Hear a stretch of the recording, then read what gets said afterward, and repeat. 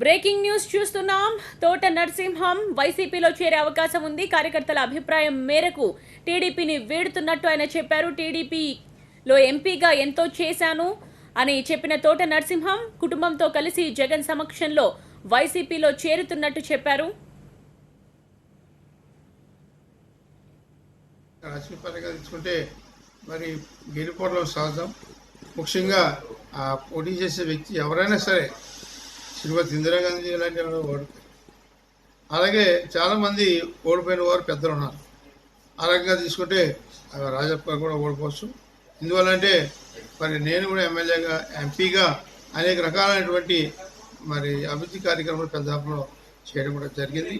అలాగే నాతో వ్యక్తిగతంగా చాలా మందికి సన్నిహిత సంబంధాలు. ఇప్పటికే మీరు మరి ఉదాహరణ తీసుకొచ్చారు, రంగా గారని వచ్చారు. ఆయన వైఎస్ఆర్ కాంగ్రెస్ పార్టీ నాయకులు ఇప్పుడు వరకు చేస్తున్నారు. ఆయన మరి నాకు ఎన్నో ఏళ్ళుగా పరిచయం.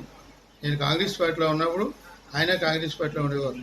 ఆయన మార్కెట్ కమిటీ చైర్మన్గా కూడా సామలకోటకి చేయడం కూడా జరిగింది. అలా చాలామంది అందులో కూడా ఉన్నారు. మేమందరూ కలిసి మరి ఒకటి మీద పనిచేసి ఎన్నికల్లో గెలుపొందడం కూడా జరుగుతుందని తెలియజేసుకుంటా ఉన్నాను.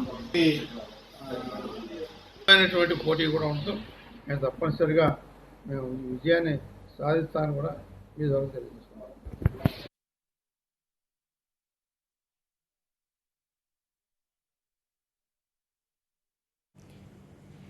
టీడీపీని వీడుతున్న కారణాలను తోట నరసింహం ఇప్పుడే చెప్పారు, మనం విన్నాం.